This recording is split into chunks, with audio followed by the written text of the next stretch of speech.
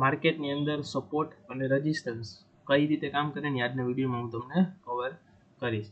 હવે ઘણા માણસો ટ્રેડિંગમાં છે બરોબર, પણ પ્રોપર સપોર્ટ અને રેઝિસ્ટન્સ નથી. જો બિગિનર લેવલ હોય ને એટલે સૌથી પહેલું સ્ટેપ એ હોવું જોઈએ કે માર્કેટની અંદર સપોર્ટ અને રેઝિસ્ટન્સ કઈ રીતે આવે ને એ આપણે ફાઇન્ડ કરતા શીખવાનું બરોબર. જેમ કે તમે સપોર્ટ અને રેઝિસ્ટન્સને હાવ ઇઝી શબ્દમાં હું તમને કહું ને તો સપોર્ટ એટલે એ વસ્તુ કે જ્યાંથી માર્કેટ છે ને એકવાર ટેપ કરે ને એટલે ત્યાંથી બાઇંગ આવે છે, અને રેઝિસ્ટન્સ એટલે એ વસ્તુ કે જ્યાંથી એકવાર માર્કેટ ટેપ થઈને અથવા અડે ત્યાંથી માર્કેટની અંદર સેલિંગ થાય છે. હા, ઘણીવાર રેઝિસ્ટન્સ બ્રેક કરીને એ સ્ટ્રોંગ સપોર્ટ બને છે અને સપોર્ટ બ્રેક કરીને એ સ્ટ્રોંગ રેઝિસ્ટન્સ બની શકે છે, પણ તમારે મોસ્ટ ઓફ ધ કેસમાં સપોર્ટ અને રેઝિસ્ટન્સ કામ કરે છે બરોબર. હવે હું તમને આ ચાર્ટ છે બેંક નિફ્ટી 50નો બરોબર. હવે આમાં હું તમને રેઝિસ્ટન્સ અને સપોર્ટ ફાઇન્ડ કરીને બતાવું. સૌથી પહેલું આપણે સપોર્ટ જોઈએ. હવે સપોર્ટ એટલે કઈ વસ્તુ કે માર્કેટ વારંવાર ત્યાંથી ટેપ થયું ત્યાંથી ઉપર ગયું, એટલે હવે હું જો આ વસ્તુ હું માનું કારણ કે અહીંથી માર્કેટ જો વારંવાર ટેપ થયું અને ઉપર ગયું છે બરોબર. તમે જોઈ શકો છો, જોઈ લો અહીંથી એકવાર, અહીંથી બીજી વાર અહીંથી ટેપ નથી થયું, ત્રીજી વાર અહીંથી થયું અને ચોથી વાર શું થયું બરોબર, આ સપોર્ટ બ્રેક કરી દીધો અને અહીંયા નીચે સુધી માર્કેટ આવી ગયું. હવે આ કઈ રીતે થયું? એકવાર માર્કેટ અહીંયા સપોર્ટ લઈ લીધો બરોબર, પછી પાછું કન્સોલિડેશન ફેઝમાં ઉતરી ગયું, પછી બીજી વાર અહીંયા સપોર્ટ હજી એને લીધું નથી, અહીંથી જ રિવર્સ થઈ ગયું બરોબર. પછી ત્રીજી વાર જો માર્કેટે સપોર્ટ લીધો, પછી સપોર્ટ એ બ્રેક કરવાનો હતો, અહીંયા બધા બાયરે એન્ટ્રી કરી બરોબર, પણ શું થયું, બાયરને હરાવીને અહીંથી સેલરે મોટી ક્વોન્ટિટીમાં બાઇંગ કર્યું, એટલે એક જ કેન્ડલ એવી બની કે જ્યાં છે ને સેલરનો એસએલ છે ને હિટ થઈ ગયો અને બધા સેલર સડનલી એક જ ઝટકામાંથી નીકળી ગયા. યાદ રાખજો, કોઈ પણ મોટી મુવમેન્ટ આવવાની હોય ને એની પહેલા એની એક ફેક મુવમેન્ટ આવે છે બરોબર. જેમ કે આ રેડ કેન્ડલ છે બરોબર. હવે રેડ કેન્ડલ એ દર્શાવે કે માર્કેટમાં અહીંથી સેલિંગ આવે, તો તમારે શું કરવાનું, કન્ફર્મેશનનો વેઇટ કરવાનો કે આની નીચે બ્રેક કરે તો હું એની અંદર એન્ટ્રી કરું. હવે એ કઈ રીતે પોસિબલ? જેમ કે જો અહીંથી તમે એન્ટ્રી કરી લીધી હોત તો એક જ કેન્ડલમાં તમારો એસએલ તો ફટ કરતો વહી જાય બરોબર. હવે તમે કન્ફર્મેશનનું વેઇટ કર્યું કે આની નીચે ક્લોઝિંગ આપે, તમે થોડીક વાર સાઈડ જોયું બરોબર, અને જો આની નીચે ક્લોઝિંગ આપ્યું, હવે તમે અહીંથી જોવો છો, અહીંથી મેં એન્ટ્રી લીધી અને સીધી જ વાત તમે એસએલ અહીંયા જ રાખવાનો હો, પણ અહીંયા નહીં રાખવાનો, કારણ કે અહીંયા બધા માણસોને એસએલ હોય, એસએલ થોડોક ઉપર રાખો અને 1:2નો તમે ટાર્ગેટ લીધો હોય બરોબર, તો આરામથી તમને પ્રોપર આખું એન્ટ્રી મળી બરોબર છે. હવે હું તમને હાવ ઇઝી ભાષામાં કહું ને તો આ હું કામે બ્રેક થયું ને એનું હું તમને એક રીઝન કહું. હવે તમે એના માટે થોડીક પ્રીવિયસ ટાઈમ ફ્રેમમાં હોય બરોબર. હવે આપણે અહીંયા આવ્યો, જો અહીંયા આખો પ્રોપર સ્ટ્રોંગ હતો, આ સ્ટ્રોંગ સપોર્ટ હતો બરોબર. એની નીચે જો અહીંયા આ ગેપ છે, આ ગેપને છે ને ફેર વેલ્યુ ગેપ કહેવાય, એફવીજી. એ છે ને એસએમસી સ્માર્ટ મની કન્સેપ્ટની અંદર આવે. હવે આટલો ગેપ પડે ને એટલે માર્કેટનો નિયમ છે, જ્યાં જ્યાં ગેપ પડે ને, અત્યાર સુધીનો નિફ્ટીનો તમે કોઈ પણ ચાર્ટ ઉપાડી લેજો બરોબર, જ્યાં જ્યાં એફવીજી છે ને ફેર વેલ્યુ ગેપ, ત્યાં એકવાર માર્કેટ ટેપ કરે કરે ને કરે.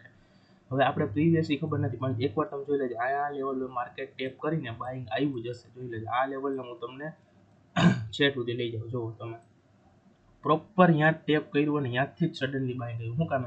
કારણ કે અહીંયા છે ને મોટી ક્વોન્ટિટીમાં ઓર્ડર એક્ઝિક્યુટ પડેલા જ હતા, પેન્ડિંગ હતા બરોબર. એ માર્કેટ અહીંયા આવે ને એટલે સડનલી ઓર્ડર એક્ઝિક્યુટ થઈ જાય. અહીંયા બાયર્સ લોકોના ઓર્ડર પેન્ડિંગ હતા. શું કામ? કારણ કે અહીંયા જેની બાઇંગ કર્યું હોય બરોબર, એ તો મોટા પ્રોફિટમાં એટલે એ એવરેજ મારીને બેઠો હોય ઘણા, એટલે એને પ્રોપર હજી સેલિંગ નહોતું કર્યું, અને અહીંયા એફવીજીના લીધે અહીંયા કેન્ડલ અહીંયા કેન્ડલ જુઓ રેડ છે છતાં એ ટેપ કરીને બીજી એ પ્રોપર તમે મુવમેન્ટ જોવા જાવ તો કેટલા પર્સન્ટની મુવમેન્ટ આવી ગઈ જોઈ લો તમે, ઓલમોસ્ટ એને 0.1 એટલે 50%ની 50 પોઈન્ટની મુવમેન્ટ બેંક નિફ્ટીમાં. એટલે તમે જે કોઈ સ્ટ્રાઇક પ્રાઇસની ઓપ્શન લીધું છે એમાં ઓલમોસ્ટ 25 થી 30 પોઈન્ટની મુવમેન્ટ આવે. હવે 25 થી 30 પોઈન્ટની મુવમેન્ટ એ ડેલ્ટા થીટા ગામાં રિલેટેડ આવે છે. એના માટે આપણે છે ને ઇન્સ્ટાગ્રામમાં પ્રોપર એક વિડીયો બનાવીને મૂકેલો છે, તમે એકવાર ચેક કરી લેજો બરાબર.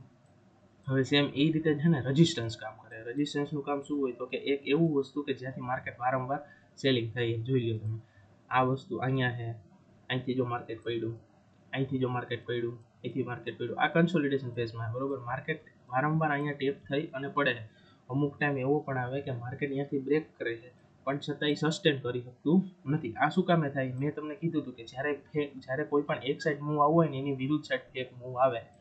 હવે આ એક સ્ટ્રોંગ રેઝિસ્ટન્સ હતું બરોબર, તમે માનો કે આ એક સ્ટ્રોંગ રેઝિસ્ટન્સ હતું. હવે આ સ્ટ્રોંગ રેઝિસ્ટન્સને જો બ્રેક કર્યો એટલે આવડી મોટી કેન્ડલ, આ કેન્ડલને મારું બોઝું કેન્ડલ કહેવાય બરોબર. તો આ કેન્ડલ જોઈને શું કરે બાયર્સની સાયકોલોજી શું થાય કે વાહ માર્કેટ તો ઉપર જ જાય બરોબર. એને કન્ફર્મેશનનો વેટ કર્યો બરોબર, કે હવે કન્ફર્મેશન મારે થાય ને પછી એન્ટ્રી કરું. હવે એને આ એન્ટ્રી જોઈ. હવે આ કેન્ડલ શું દર્શાવે છે બરોબર, કે બાયર્સ અને સેલર્સની બંને અહીંયા ફાઇટ થઈ છે બરોબર. તો અહીંયા કોણ જીતું છે? મેજોરિટી કેસમાં અહીંયા સેલર જીતા છે બરોબર. આ સાયકોલોજી બરોબર બિગિનર માણસને પરબારી સ્પાર્ક ન થાય, પણ જે એક્સપિરિયન્સ માણસ હોય ને એને સ્પાર્ક થઈ જાય, કારણ કે ઓલરેડી અહીંથી આવીને અહીંયા સુધી સેલર્સે ધક્કો માર્યો. એનો મતલબ કે નેક્સ્ટ એન્ટ્રી સેલિંગની આવી શકે. બરોબર. આ એને ફેક મૂવ કહેવાય, આને ફેક બ્રેકઆઉટ કહેવાય. બરોબર. તો તમે જોઈ લો અહીંયાથી ઓલમોસ્ટ સીધું એને રેઝિસ્ટન્સને બ્રેક કરીને સીધો નીચે સાઈડ આવી ગયો માર્કેટ. જોઈ લો ઓલમોસ્ટ 100 પોઈન્ટની ત્યાંથી સડનલી ફોલ કરી ગયો, એટલે તમને 50-60 પોઈન્ટની મુવમેન્ટ એમને આવી જાય. બરોબર. આ સિમ્પલ ભાષામાં છે ને રેઝિસ્ટન્સ અને સપોર્ટ આવી રીતે કામ કરે. કોઈ પણ વસ્તુ જો વારંવાર ટેપ થયું હોય ને, બરોબર, 3 થી 4 વાર, તો તમારે અહીંયા છે ને જોવાનું કે અહીંયા કન્ફર્મેશન આવે છે કે નહીં. જો કન્ફર્મેશન આવતું હોય ને, બરોબર, તો જ તમારે અહીંયા એન્ટ્રી કરવાની. એવું નહીં કે જો આ મોટી કેન્ડલ જોઈને તમે સેલની એન્ટ્રી લીધી હોય તો 5 થી 10 મિનિટની અંદર જ તમારો એસએલ સીધો ફાટી દઈને હિટ થઈ જાય. બરોબર. એના કરતાં તમે કન્ફર્મેશનનો વેઇટ કર્યો તો તમને પ્રોપર અહીંયા 25 થી 30 પોઈન્ટની મોમેન્ટમ કેપ્ચર કરી શકો. બરોબર છે. આ માર્કેટને છે ને સિમ્પલ ભાષામાં સપોર્ટ ને રેઝિસ્ટન્સ ફાઇન્ડ કર્યો કહેવાય. બરોબર છે. બરોબર. આવી રીતે માર્કેટની અંદર જો તમે આમ પ્રોપર ટેકનિકલથી કામ કરશો ને, તો તમને પ્રોફિટ 110% બનશે. હવે તમને કંઈ જો ક્વેરી હોય ને, તો નીચે હું ઇન્સ્ટાગ્રામનું અકાઉન્ટ મેન્શન કરી, મોબાઈલ નંબર અને મેલ આઈડી 3 વસ્તુ મેન્શન કરી દી. બરોબર. તમારે મને નીચે કોમેન્ટમાં કહેવાનું. આની અંદર બધી પ્રોપર સિરીઝ આવશે, સાયકોલોજી, મની મેનેજમેન્ટ, પછી માર્કેટના છે ને અમુક મોટા કન્સેપ્ટ છે, એસએમસી, સ્માર્ટ મની કન્સેપ્ટ. બરોબર.